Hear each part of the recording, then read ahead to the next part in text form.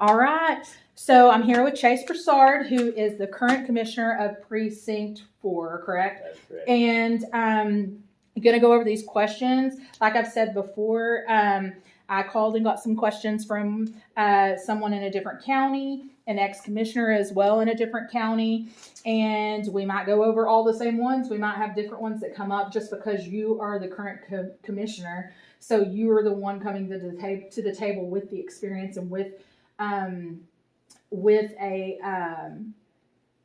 history now, you know what I mean, of sorts. Yes, and so the first kind of question that I'm just going to dive into is you've now served this, this position for how long is it? Be 7 years working on my eighth. Working on your eighth. So by the time that the new yes rolls over, it'll be 8. What do you feel like your biggest accomplishment is while you've been serving as commissioner? I believe my biggest accomplishment is budget. Mm-hmm.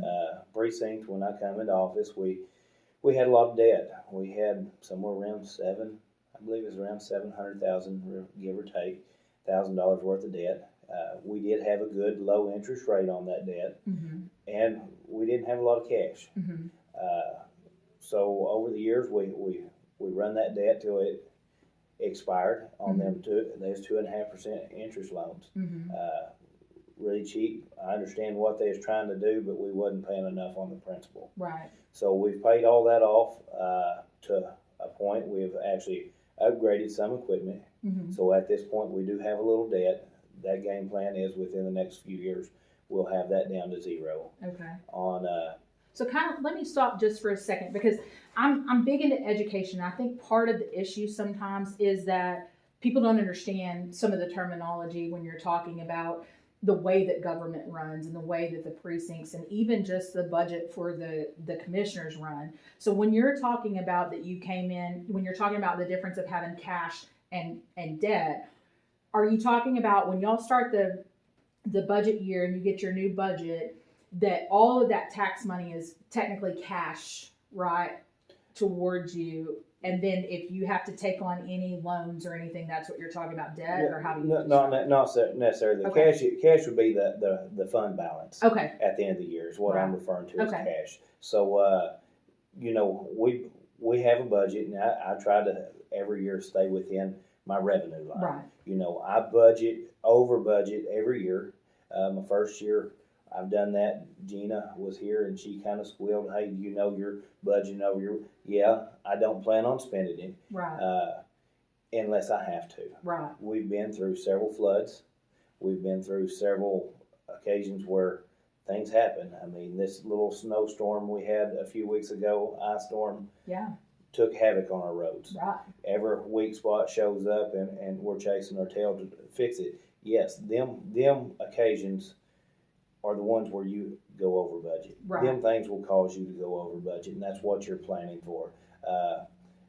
When I first run, I threw out the theory that, you plan for the worst, right, hope for the best. Right. That's what I try to guide myself by, is you always got to have money to operate. Right. If you get to the end of the year and you have a flood and you have no money to operate, where are you going to come from? Right. You're going to go ask the general fund for money. Which is back to the county. Back to the county, mm-hmm. which you're going to have to convince everyone on this court to mm-hmm. go get it, and you're going to have to declare emergency. Right.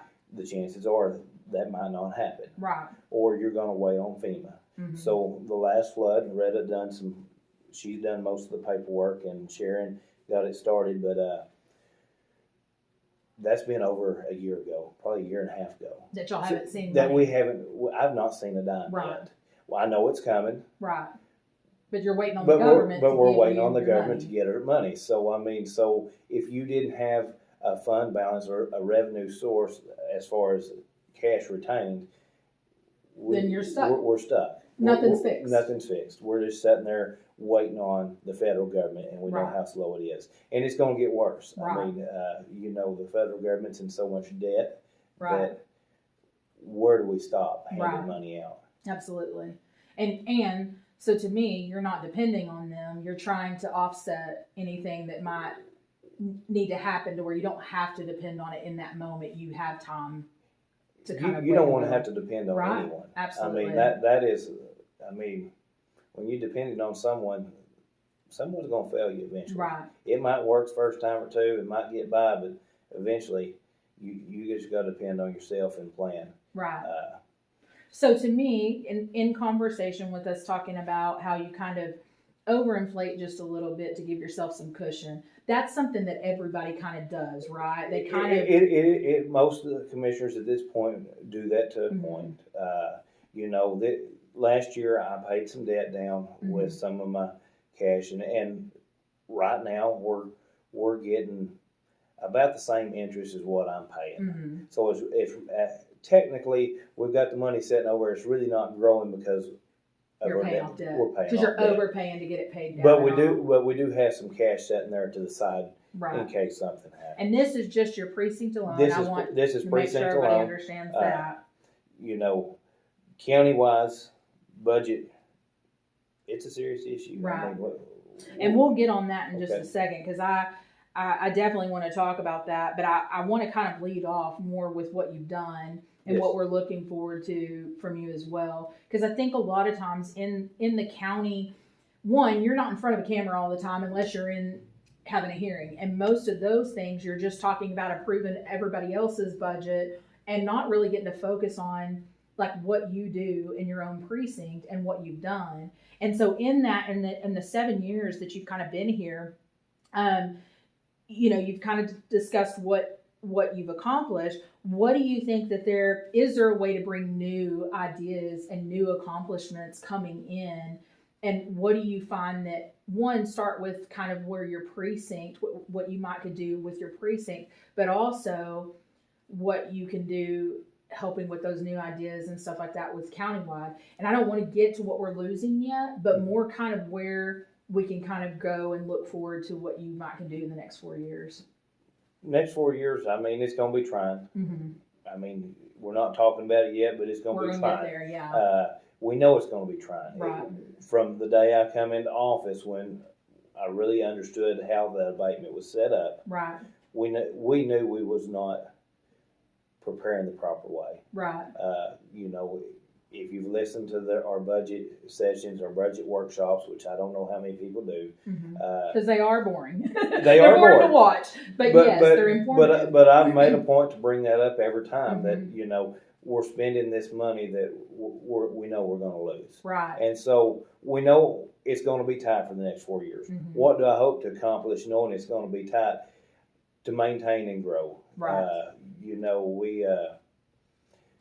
We're getting to the point we're out of debt, which gives us a 100% better way to operate. Right. So when we're looking to replace pieces, and is that county wise or that is precinct wise? Okay. We're still kind of precinct here, right. but precinct wise, we are. My theory is, if we get out of debt and we have some cash, we got options. Right. When we're trading a piece of equipment, when we're trying to update and keep later model equipment that is dependable, right. that we're going out there and have something to work with.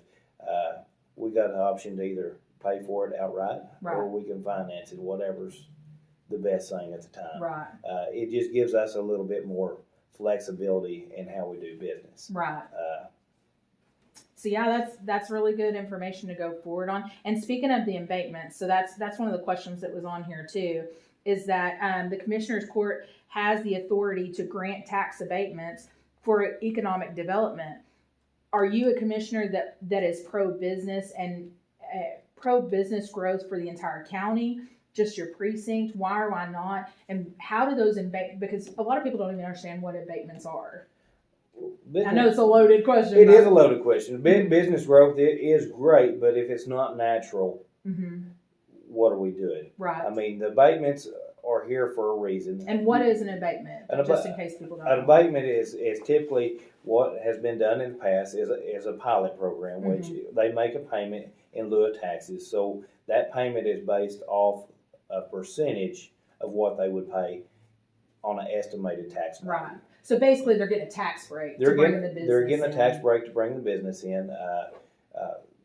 The wind farm was set up where it's a stair step.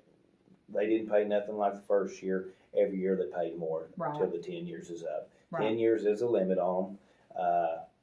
Brick plant is a little bit different. That is another big tax abatement, which is kind of on the precinct line, Right. but it brought a lot of employees here. Mhm. It is a brick and mortar business, is what I would call it. Right. That Rather than the wind farms. that should be here long term. Right. They're projected 100+ years of clay and sand out there to build bricks. So as long as there's a need to build houses, Right.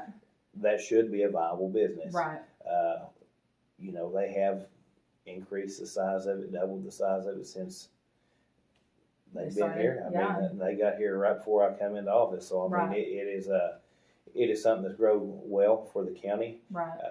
But we're still Clay County. Right. That rural atmosphere, Mhm. I don't really want to be here whenever the Metroplex takes us over. And that's interesting because I've talked about some of that with some of the other candidates. Is we still want to? It's kind of, I talked with Josh about it a little bit, and it's kind of like all the talk whenever COVID hit and people were moving from California to Texas, and we don't want to California our Texas. Yes. We don't want to outside world our Clay County, because that's the reason people move back here and stay here and raise their families here, is because of the small town atmosphere. And keeping things a little bit cheaper on certain things rather than, I mean, we've already seen the market Yes. go up crazy and stuff like that. So definitely want to make sure that what we're doing and approving and things like that is going to be beneficial, but in growth, but keeping us still that mentality. A sustainable growth or kind of a growth that's we can manage. It's not going to over. It's not going to overpopulate, but Mhm. What we've kind of seen in the last few years is rural growth. Mm-hmm. I don't know that the city has grown that much in any of our cities in the county. Mm-hmm. It's more been in the rural areas. Meaning people have moved out into the country. That is. So I mean. So what does that do on the side of the farmers and agriculture side? That's more demand for the taxpayer. It's Right. more demand for these roads. I used the example in our town hall the other day. We got feed roads, Mm-hmm. what I call a feed road, which would be just property owners that are going to feed their cows, Mm-hmm. that are the only ones that travel. Right. Now we've got houses that are popped up. These places are being cut up, and houses are popping up, which increases the demand Right. on what we have to do to And also maintain. adjust market value. That's it. Adjust the tax rate that people are complaining about taxes going up. It is, and so that is kind of a double-edged question if Mhm. you don't get into taxes. But these people that are building these houses, they're driving everyone else's market up. Yeah, and we'll kind of get into some of it in Okay. a minute, but yeah, I mean, that's kind of the interesting thing to watch is all the things that people complain about to the commissioners or think that it has something to do with you. It has to do with the growth of Clay County, and just because they're not seeing it physically in the towns, it's It is. interesting I to mean, see that it's you coming got from property the county. selling for ridiculous Yeah. amount of Mhm. prices that locally there's not many people that could afford to Mhm. go buy that piece of property from Right. their family or friends or whatever. Right. It's kind of out of reach if you're living on a Clay County, average salary. Right. You're not going to be able to afford a piece of ground. Right. I mean, Exactly. for what it's done. Yeah, and what we've talked, even my family and I've talked about, is that you've got these generational properties that are handed down from family to family member, but then by the time it gets to some kid, that I say kid, but it could be somebody in their 30s, 40s that inherits it, that has no ties to Clay County, they're going to want the bang for the buck. You know what I mean? They're going to want the highest price just to get rid of it and out of here. And that changes stuff, and they don't even have the tie to it or emotional tie to it sometimes. It does, and I mean, it changes. I mean, but then you have a piece of property that has so many heirs to it that they don't have much choice but to sell it, Absolutely. to settle the estate. Yeah. It is something that, Because it's all you know, about it out. it is something that you see on a daily basis, Absolutely. the things that are hitting the market. And that kind of gets off subject, but I Yes. just find it interesting because it kind of all ties in together. And so another one is, go ahead. So sorry. if you want Yeah, to talk a Go little ahead. more about the abatement Absolutely. part of Yeah. it, Sorry. I think abatements need to be hard to get. Right. We shouldn't, if someone shows up to this courtroom and fills out an application, it shouldn't be automatic that, okay, they're X amount of dollars of value, we're gonna give them a tax. Yeah. We gotta have standards on what this is doing for the county. You know, we had an abatement that was out there for a solar farm. Mm-hmm. It's a big deal because Yes. it's a lot of money. Mm-hmm. But there again, what are you giving up for that? The health hazards that's out there, the land that is being turned over. Right. You know, that is the property owner's choice, but there again, it is a business that I don't think is sustainable without the abatements, without the federal Right. government support. Supporting it. And so I'm very hardcore kind of Yeah. no on these projects. I do realize a lot of times I'm kind of outvoted on that. The court as a whole has maybe a little different opinion, but Mm-hmm. when them negotiations come in, I am pushing to make sure if I know I don't have the votes to vote it down, that we're getting the best deal Possible. that we could get. Right. for the county. So that's where the compromise and Yes. comes in that a lot of people don't see on the back side No, of it because all that's done in executive session with Right. an attorney, and so most people don't see that when it comes. the willing and dealing and working. When it of comes the here deals. to vote on it, it's not really discussed. I Right. mean, it's presented to the public. It's posted in the paper and is voted on. Right. All them discussions are confidential, Right. you know, and so The public doesn't see all they don't that. see it. And that's really And it's so, without breaking any of them confidential, Yeah. I'm telling you that's where I'm at. right what you try to Personally, do just yes. overall. Yes. As that goes. And I think it's interesting that you brought up too, just speaking of the abatements, the difference in the brick and mortar type thing to even the wind farms, you know, the differences in that. You have people that are vested in this brick and mortar. The wind farms, you don't know who you're going to have to talk to and where they're at to You know, even and address some issues. of these companies aren't even American companies. Exactly. So when we get into like the bankruptcy deal, I don't really know if this one was American, but there's a lot of them that are foreign-owned companies. Right. And if this one sells, there's a pretty good chance it will be a foreign company that buys it if, Right. if it does sell. Exactly. And so when they fail to pay their taxes, who are you going after? who are we going after? Exactly. That Does that transfer? yes. You know, the contract transfer. So that's scary, you know. Yeah. But at least if you can go knock on the door and say, hey, Yeah. you know. You know, but even that brick deal, they got enough assets there to cover a lot of Right. it. Yeah. What are you going to get out of a Out wind of a farm? windmill. I mean, yeah. you- How you going to put a you're lien gonna on that you're windmill? Gonna, you're going to Yeah. scrap it, or what are you Yeah. going to do? Because, and it's supported by the federal government. So, Right. I mean, it's, the brick deal's not necessarily supported. It's a legit Business. business. Yeah, coming into You know, business. And, just like anybody here in town that's, you know, yeah. trying to make a dollar. Which is an interesting thought of just talking about the solar compared to even the wind farm. It's very similar, and even the aspect of when they're replacing these solar panels and stuff like that, what happens to that, or do they leave it too when they're done? I think Are you got you a big, responsible? the solar's It's got a huge real issue. environmental impact. Yes. A potential environmental impact. Because my understanding, they can't even break it down. It has to be like buried or something. Yeah, It can't be and- broken down to be. And then you talk anything. about the lithium battery storage yeah. facilities and what, you know, your car battery only lasts so long. Yeah. Then you get a new one. Right. You know, And so do they even work efficiently? I know Yes. somebody who they were convinced to do this on their house, and then it never even worked, and they never even came back and yes, corrected the situation. They were stuck paying this, yes, even though it's not even working properly. And so that's another thing too with it is we watched, as you know, in 2022 when we had the blackouts, the rolling blackouts and stuff like that. I thought the wind farms were supposed to be generating enough Yes. energy that we didn't have a problem. Yeah. So are we talking the same thing with the solars? yes. I think it's interesting for conversations to be had rather than having somebody just come in here and sell you. It's their job to sell you on solars or wind farms and not really even investigate some of it. But it's so they don't do it's as a big team. It's big dollars. Right. It's big dollars for the county. So Right. it's hard to turn a blind eye Right. to it. You've got to listen to what they got to say. Right. But you also have to do your own due You do. diligence as well. And so it's kind of scary in a lot of ways. Yeah. I mean, and then, you know, we're talking about the abatement, get to the bankruptcy. Right. The bankruptcy, we don't know what we're going to get. No. we did learn, we think we can get the tax money, which, as Laura Lee figured up the other day, it's about 400,000 out of that 1.5 million. Right. That you're dependent on yearly, right? Is that Yeah. yearly or the rest of it? This is Okay. this year's payment. Right.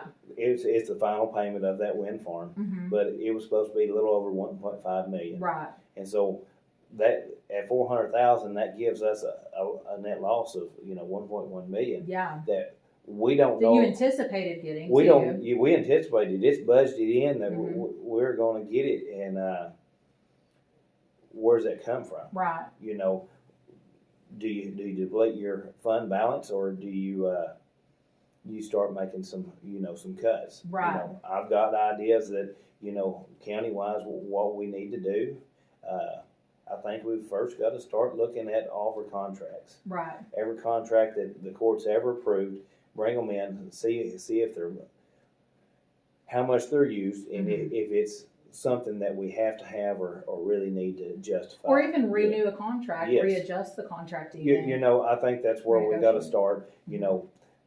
I believe it's around 80-something% of our budget is salaries. Yeah. So I think the contract end is where we need to start.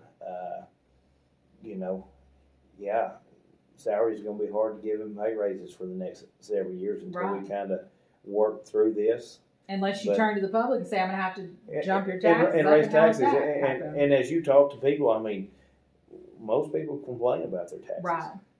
Taxes are high. Yeah. You own a piece of property, you're going to pay for it. Right. And I understand. I feel their pain, and I'm just like anyone else. I don't want to pay a dime more than I have to. Right. Absolutely. And so I understand. Right. It's a fine line. Right. Since I've come into office, taxes have raised up pretty close to that 3.5% every Mhm. year. Right. Well, that's a big jump Right. just to do business. Right. And I'd like to show the taxpayers that we're getting their best bang for the buck. Right. That we're not here squandering the money. And so too, one of the things that's very interesting before we get on to county budget stuff, before we get too far into it, within your precinct alone, I always find it interesting when I talk to any commissioner, no matter where they're at, and I say, what is the one thing that your constituents complain about? What is that one thing? County roads. Their county roads. The first thing, mainly the only thing, because they don't even know that you do anything else but sit and vote. And as But you it talk is- to people, most people have no idea what a commissioner Yeah, actually does. absolutely. And But that's the only thing that affects them directly, and right? for the ones In the listening, moment. I mean, go look it up. Yeah. I mean, I believe the commissioner's got the most important job of the county. Well, that as is far very as- apparent because the oversight, the fact that y'all even have to approve other budgets Yes. means that it is at a level. Yes, It's at a different level. And we got to approve every budget Right. in every department, and you're trying to split. You've got a pie here, and you're trying to split it according to who needs it the most. Right. And some of them budget hearings they get a little heated Right. because somebody's fighting for a bigger slice of the pie, Right. and you're trying to justify if they get a bigger piece of the pie, someone else lost some of that. Loses. Yeah. You Because know, you only have one pool, you right? only- Everything's there for everything. The and only- then it has to be dispersed. The only thing that's by- really kind of split out is the precincts. The Right. precincts, I think it's 16 cents are split amongst the precincts, Mhm. and the rest of it goes to general fund split Right. between the rest of the departments. Right. And so, I mean, everybody wants their fair share of it, and sometimes you gotta wheel around and find creative ways to, Right. in a perfect world, everybody'd have everybody they need, but Yeah. we're not in a perfect world, Right. and I'm of the mindset, I'd rather work a little harder and make a little more money than to have a department so big that nobody's really overloaded Right. and everybody just makes enough to get by. Right. Exactly. And so that's my mindset, is where I don't know that the whole court's of that mindset, but that's where I'm looking at. I'm a stickler when we look at hiring or adding employees or positions Right. to the county, because I'm looking to know if we can sustain that for long term. Right. you got to look at it like you're going to leave it better than what you got it. Right. And so, 10 years down the road, 2 years down the road, 5 years down the road, can we still sustain that position? And that's why a lot of times I'll vote no on hiring a new position, just because as the big picture, I'm not seeing how we can, take another $80-something thousand, which Right. what a typical employee costs, and add to the budget. And what people need to understand, when you talk about employee cost, it's not just because that they make $80,000 a year. It's their salary plus benefits and everything. Most of them wrapped are up in making it. in the upper 40s, 50,000 is kind of about where most employees, that there is a little fluctuation on, what employees and the different employees, but then you add the benefits, which the benefits as far as health insurance here, we're paying over like $1,600 a month. Right. That is Per employee. per employee. The county's covering Yeah, that it side. it is a lot of money we pay just for health benefits. Right. Retirement and all that, figures up to most employees around 80-something thousand. Right. And that's why it's important too, because this kind of leads into a different topic. But when you're talking about what the employees will cost somebody, that's why it's so important. And I know it's been talked about a little bit here, and I don't want to put you in a position to talk about it, but that's why it's so important to make sure that your employees are staying within their hours and stuff, and not this comp times come up a couple of different times. It is. Because that's not accounted for. When you're putting out a salary budget for each department, it is just their base pay plus whatever benefits. That is not extra money. That is 100% right. It is a line item on the agenda, and I'm the one that requested that, because as that showed its head to us several months back, that we had this amount of comp time on the books. I've talked to each commissioner, and not a commissioner one was aware of it. Right. We kind of knew what was in our department. We weren't aware, and I'm trying to remember what the total number was. That's $57,000 worth of comp time on the books that we had. That's almost a full salary we had on the books. Whole employee. That we didn't know. When you call TAC and say, "Hey, how do we go around this?" Well, and that's cumulative, not just one person of 40,000. It's cumulative. That's kind of across the board. I know one department had right at 40,000, and the sheriff's office had a big, and he's been good about trying to get it down. Right. They're a whole different animal, as far as comp time, but some of these other comp times kind of caught us off guard, because they're typically an 8 to 5 employee. So now you're saying, so this is the first time it'll be shown on the budget then, like as a line item. Is that what you're trying to say? No, I don't know that we're to the point that we're going to put it as a line Y'all item. Discussing it. We want to keep it off the books where we're not having to put it absolutely. on. And that's why to do a monthly report, because when we talked to TAC and they said, well, that's under your purview. You should have known about it, and y'all should have done something before it got out of hand. Right. And that's why it is something that's going to be. So now it's going to be on a report. That's it's what on you're a saying. report. It's not going to be budgeted for. It's going to be on a report to where it's monitored by all. Yes. Okay. And so I don't think any one of the commissioners was real fond of, going to a timekeeping system. Right. But it is something that can make things a little more manageable. Keeps everybody honest. It keeps sure. people honest. It shows you clocking in, clocking out. Right. If you changed your time, it shows all that. Right. Kind of gives us a better idea of what's going on. And how many hours people are working. And yes. I think it goes back to even like what you talk about with your budget, which we can kind of get into a little bit of the way you run your guys and your staff. I know I jump everywhere, yes. and I don't mean to cut anything. So if there's something I'm missing, let me know.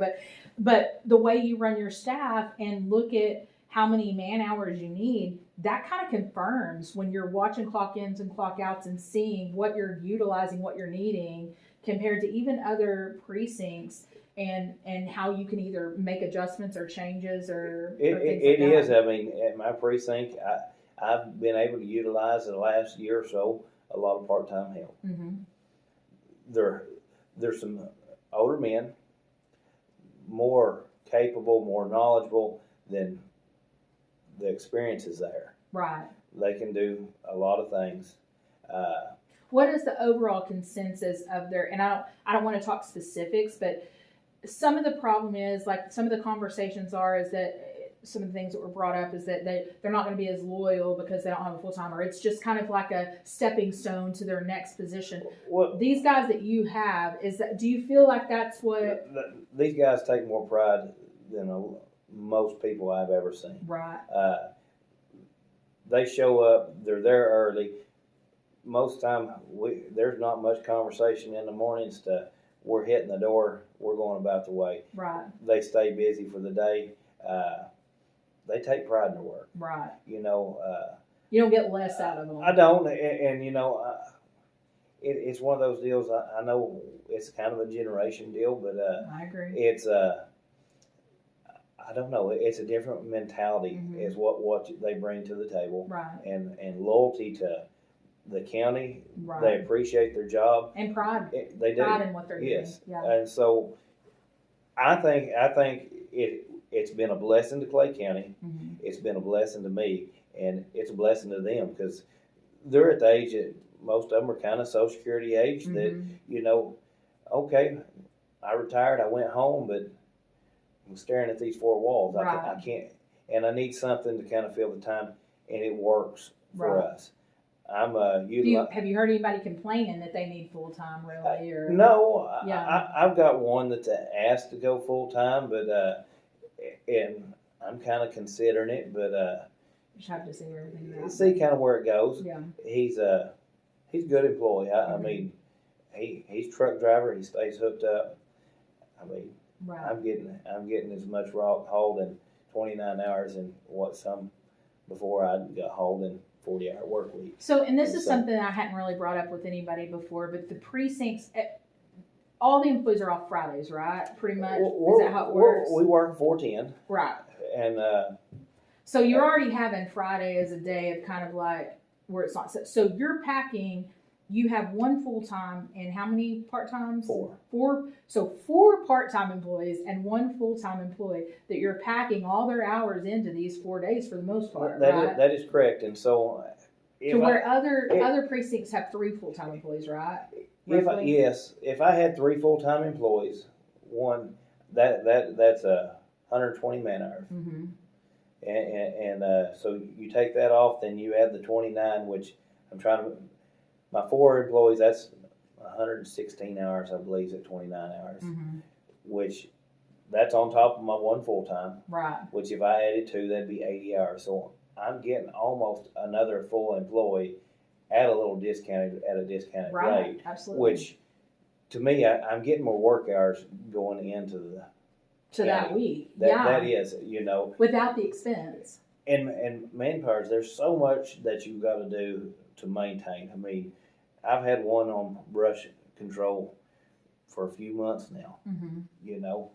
He's been a good hand on that. It's a slow, but with the 3 employees, you're pulling somebody from something else, right, to go do that. And then plus you go in and you work when you're not here doing this stuff. Yes, you're a working commissioner, meaning you'll get on a machine. Yeah, when we talked in our town hall the other day, yes, I work if I got 1 employee working that day, I'm there with them. Right.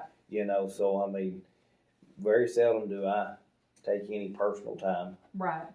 I'm there. And you're a salaried employee. I'm a salaried employee. You don't get comp time. I don't get nothing. So and this is all commissioners, I'm not minimizing, but you can load up 60, 80 hours, whatever. Pretty easy. Yeah, easily. And I know some of the other commissioners do it. They got a problem, they go out on a weekend and fix it. Right. Our phone's on 24/7. Right. I don't think most people realize that, we'll get a little windstorm that come through and somebody's got a tree limb in the road. Right. We load up and go tend to it. So do you feel like, in looking at how you run your precinct and how the other guys run theirs, because does anybody else have part-time employees, or is it they've utilized them? But I mean, even present time. Let's see. I'm trying to think. I know Ben's got one that does a little bit, and Retta's had some, and Jack has utilized some. it's finding the right people. Right. Sometimes them right people aren't there. But there's not a wrong way or right way as far as looking at certain things. It's just looking at your budget It's and looking what at- you want for your budget. It's looking at my budget, and it's been a way to put some money back. When I Right. come into office, there was 4 employees, Right. Full time. full-time employees. I was going to go over budget. Mm-hmm.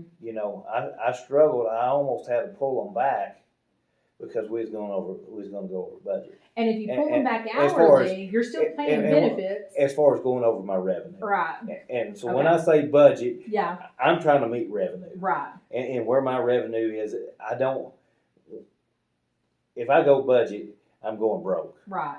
But if I'm shooting to meet revenue. Right. And so, periodically I'll have Danielle pull me a report on where I stand. And so I'm kind of planning as far as, springtime, that's your best chance to have washouts and floods and what have you. Right. So you'll make sure you don't spend so much that you got some As you're money getting up to that, to get yeah, into spring. to take care of some of that stuff. I just wanted to kind of hit on that because I think it truly is. It depends on what you're looking at as a commissioner when you make those decisions on employees, and I don't think that it bears as much weight as far as when to be a negative in any way. It's more beneficial to look at it that way as long as you're keeping the staff that you need. But I don't think it should be enough to where, in my mind, just watching, to where that should be anything that people are looking at as a negative to not choose you to stay in your position because you don't have full-time employees kind of thing. I don't know. And because it seemed like across the board that Yes. that a lot of the guys on that panel didn't necessarily view it the same they way. didn't view it the Yeah. same way. And I think that's because, they didn't find the ones that wanted to be there. Right. This is the first time I have, my foreman retired a year or so ago. Mm-hmm. He's with the county 30-something years, phenomenal hand. He still helps me occasionally. Right. He is one that, especially on fires, he will show up. Right. He's done enough of them on a blade that, you feel comfortable that Right. he's going out there with, a $300,000 machine and it's going to come back without burning it up. Right. So that is our hands are good. Right. And I don't think anybody that thinks not, then they need to come sit and ride with them, hang out with them because, most of them part-time guys are not Clay County citizens. They come out of Montague. They're Bowie Mm-hmm. people, but they are dedicated to the people of Clay County. Right. Most of them got friends and family that live here. Right. They take pride in what they're doing. They're good with the people that they meet on the roads. Mm-hmm. And it's just hard to find a well-rounded individuals to feel this, that I don't necessarily have to be there to hold That their you hand. can trust. Right. Not saying that they're not out there. Right. It's just it's been a struggle because them good employees, if they're young, they're going to chasing the money. Right. And that is hard to find. Do you think that them are in that's good when you hands. look at maybe redirecting a position or two if you found somebody that? Yes, if I found somebody that fits the bill, I'm budgeting for Right. full-time employees. It's Right. in the budget. And so as things come forward, if somebody showed up and, if you go out there and post a job opening and you're just going to hire what you get in the first 2 weeks, Yeah. sometimes you're just kind of picking. Yeah, I'm in HR. I get it. You know what I mean? Yeah. That right person's not. They either didn't Yeah. see your post, they didn't see that's out there that they're actually looking for that job, and these part timers have just kind of fell in my lap, and one of them retired from me. Yeah. He got to retirement age, said, "I'm gonna go home, draw Social Security, and retire." Right. He sat home for about a year and a half, and I called him. I said, "Hey, how about working a few days a week?" Right. And he said, I'm ready. Yeah. And so So how do you prepare? I mean, that kind of brings up a good topic. How do you prepare bringing in and I don't mean to be ageist because I'm telling you right now, my grandfather worked up until the day he died, but at 86 years old. But how do you prepare to bring in a new one? I know what we're looking at with a new generation anyway, some that's out there. But how do you prepare for that in the position that you're at with the mindset of kind of a part-time to full-time ratio? I'm hoping them people show up. Yeah. And as far as the younger people that will fit the bill, that want to be part of Clay County and take pride in their work. Right. If that person shows up, I'm hoping them older men are still here to take them under their wing and mentor them, because one of them, he's in his mid-60s. All he's ever done all his life is run equipment. Right. He can probably outperform 90% of anybody out there, and I would put him to the test if somebody wanted to challenge him. Right. Because I mean, that might be a fun thing to do. It would be. I'm just kidding. It would be, but no, I'm just kidding. But can we bring in revenue that way? Make it a competition. Yes. Just kidding. Yeah. So in that too, there was a thought that, but too, how to run. Yes. Everything out there pretty much. Or I've run blade.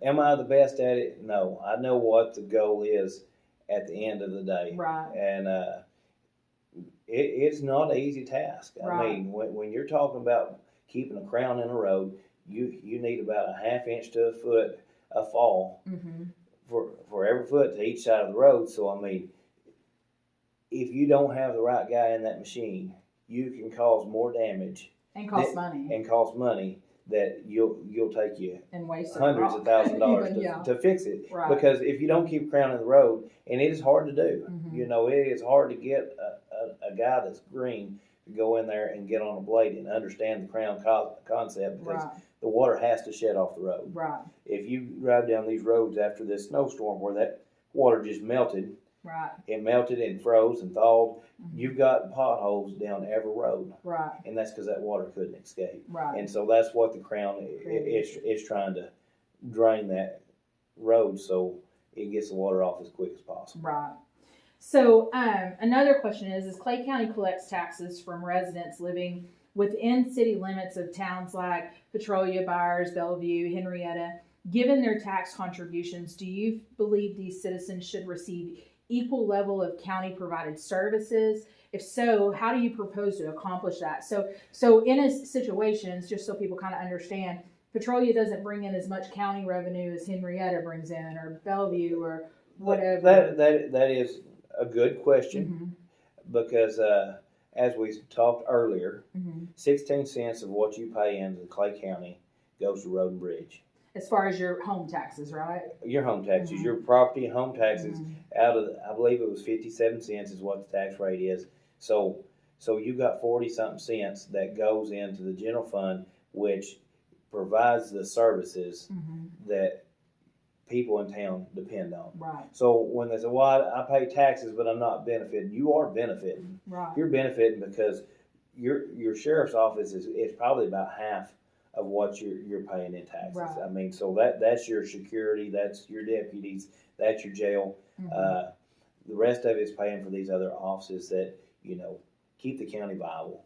And do you feel like that maybe that's why there's so much kind of scrutiny at times, even from the public, on the sheriff's department, because they're the most funded within the county? It is. You're having to pay more attention. I know I get a bad rap because I do question, but they bring more stuff to the table than any department. Right. So yes, that's going to get scrutinized more than these other Can departments. I get these pens or this computer? That's it, And when it comes to the table, it's either outside of budget. It's something that's wanted, either a contract or something outside of what they budgeted for. So if it's within the budget year, not during budget workshops, it is something that they're needing or wanting that is not a budget item. Right. That we didn't plan for. So kind of to lead off of that, when everybody's and they're meeting around, they're starting to kind of meet. When do y'all start meeting around this time, or a month or two from now? Sometimes we've tried to do it earlier, and I believe at the appraisal district they've hired a new company to do the appraisals. Everything looks like it's going to be here earlier as far as our preliminary appraisals. So you can kind of get a sense of the money. You get a sense of what you're going to get as far as revenue wise, and so until you kind of get that revenue line, it's hard. You can't divide the money. It's kind of hard to know what you're going to do. Right. As far as at this point, like I said, it would be the point where let's go ahead and start reviewing the contracts that we got throughout the county and see, okay, are these utilized or to the value of what we're paying. Right. So in the meantime, you've got each department, and I keep calling them department heads, but elected officials that are over their department that are working on their personal budgets for their department, right? Yeah. So before it even gets to budget. So typically for budget, the judge will send out a email. Him or Laura Lee will send that out, the auditor, and everybody can submit budget requests, kind of what they're wanting for the next year. Right. Once they kind of get them back, and Laura Lee will put that in a spreadsheet, and then we'll start workshopping it. Yes. So when we meet in when we meet in workshop, we all come to workshops. We do. I mean, because it's your money. It's right. And so when you're all in workshop working this, I've noticed in the past that kind of like you work each department, and that person will be there that's kind of ahead of that, and you are kind of going through line items, seeing where everything needs to be and just discussing it, seeing what needs to happen. And then that budget's set for the year, right? And it doesn't kick in until September for that next year, right? So they're still in their own budget that they've had, but they're working a budget for the next year. September comes around, this is your budget. That's correct. And so part of the problem, I think, becomes, and I've discussed this with other people, becomes when somebody comes in and has to adjust, even moving money around, right? Yes. Which is kind of a natural thing within your own budget. It is. It's not unheard of. But what you're discussing that comes to the table quite often is it's outside of what's already been budgeted. It's outside of what's been budgeted for, and I'm always a pretty hard no when you're taking salaries to buy something. Right. So when you're cutting from the salary when you're taking salaries and I don't think it's a good practice. Right. I really don't. And we could argue that back and forth. I just don't believe it's a good practice to rob your salary line to go buy something that either you're going to have to buy and make payments on or vice versa. I don't think that. And so if somebody's coming to ask to take money out of a salary line to fund something else, I'm usually a hard no on. Right. And do you feel in that moment that you're controlling them or controlling their budget, or is it more like, to me, what I see, and I see it different than a lot of people, and it's not because I agree or disagree, because there's lots of times that I've got on and said, I don't really like what they said here, I don't agree with this. But I think that, to me, it is, you had a chance to come to us with anything you might need. I know that there's things that come up. Things come up, but but do you feel like you're micromanaging in that moment? Because I think that you've been directly accused at times. I've been accused of micromanaging somebody else's budget. It's not. Right. I'm looking down the road. I'm sitting in this chair here with these other four commissioners. We're the ones that are fiscally responsible for every department. Right. If the county goes bankrupt and goes under, who are they coming to look at? They're coming at the four of us. Right. We are the ones that are sitting in the hot seat and going to take the rap when it does not work. When somebody writes a check they can't cash. That's it. Right. And so, you're going to get scrutinized. It's part of the job. But I hope people will listen enough to understand that, we're trying to make things better. So do you think sometimes people have a misconception that you're trying to decide what people need in their departments and don't need, when really it's about the fund, where the funding's coming from and how we're having to fund it? Or what do you really truly think the argument is? It is about funding. That's first and foremost. But I've told many people, and I'll say it here today, is as a generation, Mm-hmm. all of us combined, we have a problem determining between our wants and our needs. Right. And when you come to court and say, hey, I need this, and this is what it's going to cost, and that's it, I'm usually a no. Right. Because I expect if you really need it, come show me how you need it. And come why explain to me why you need and it. why right now and it can't wait. I'm not saying you don't need it, Right. but I think an elected official should show up into this courtroom and say, this is why I need it, this is what it's going to cost, and this is how we're going to pay for it for the next whatever many years of what it's going to take to do it. Right. And this is what's going to affect this budget, but this is how I'm going to work on my next budget and how I'm going to account for it. Yes, because a lot of these times these are payment deals or they're a lease deal or a contract on something that's perpetual. It's going to keep coming the next year and the year So after. which means and so their next budget's automatically going to have to go up to account for. That's it. And so, especially if you robbed it out of a salary line Mm-hmm. to do this, then you automatically give them, without even getting into budget workshop, giving them more money. More money. That, yeah. We can only raise it 3.5%. There's push at the legislator to push that to zero. Right. Without going to the voter. And that's that cushion we were talking about over what you were, yes. what you need to run your stuff. You can budget up to. Is that what you're saying? No. So what we can raise your taxes only 3.5% a year. to the public. To the right. public. Okay. See. And so without going to the voters to say, hey, this is why we need money. Give us more money. Yeah. It was 8%, which we never hardly did, but right. it's down to 3.5%, and there is a few legislators that would like that to be zero. So we would only be basing our new revenue off the growth that right. comes into Clay County, and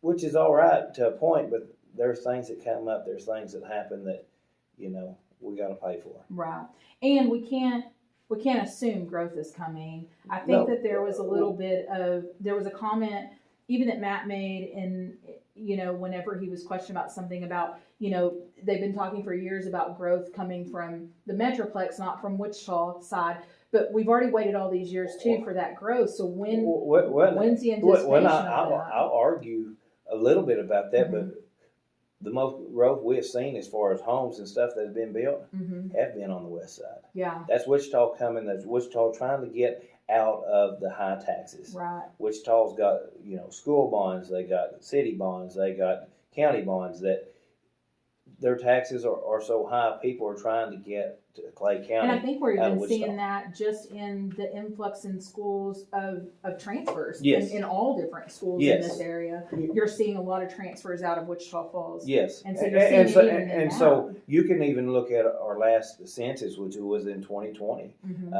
My precinct gained more people as far as we had to take up more area to get the population to equalize. Right. So that tells me the growth was more concentrated in precinct 2 right. and precinct 3, where we had to take more of the populace right. to equal out. Yeah. So and I'll say 2020 census I don't believe was a good one. We was going through COVID. Oh yeah, absolutely. I don't think that 2020 census was accurate enough. Right, but that's what we have to go off. That's what we have to go by. That's all we know. So, so do you feel like what do you feel like in your precinct? Do you feel like there's anything overlooked right now within your precinct? Do you think that there's anything that can be improved, and how can it be improved? Well, if I told you we couldn't improve anything, then I'd be lying to you. Right. Well, it don't matter if all my roads were paved and as good as a state highway out here. You're still going to get a complaint. You're still going to get a complaint. Somebody's driving too fast. Yeah. But there's always room for improvement. Right. And if I ever get to the point of where I'm saying, well, we can't get any better than that, then I probably don't need this position. There is plenty of room to improve. We've got to work with what we got. Right. And I hope the taxpayer understands we're trying to live within our means. I'd like to give them them paved roads. Right. I've looked into the chip seal. I've looked into alternative ways to do these roads. Montag has done a lot of them, but Montag has got a lot of FEMA money that helped them get that process. They did a lot of cost share. Yeah. Where the people on them roads come up with a portion of that money to do them. Right. And I'm telling you. And what did they take away from to get it done too? You know. What did they take away from? But then a lot of them, and I'm not trying to criticize them, I don't believe they was ready. They didn't have the road prepared, and they didn't last as long as they should. Okay. And so, if you don't get your base right, if you don't have the foundation, you can even drive down some of these state highways that fall apart, and that's where somebody either missed or whatever. The foundation's not there to support the loads that are coming down that road. And so another question, and I'm going to kind of try to just do a few more, because I know I've taken up a lot of your time, but I just want to make sure that we're getting all the information we can. One of the things that was talked about in a question was that if Florida does a ban on property taxes this year, Texas will likely follow suit in some sort of fashion. So if Texas does, how would you resolve the issue in revenue shortfall? I mean, that's a scary thought, that we're automatically talking about a possibility of 1.5. But if they do away with property taxes, and it's kind of been on the ballot already, a vote. It has I mean, what are we looking like as a county? This is my opinion of what, and I don't know the state will look at that, but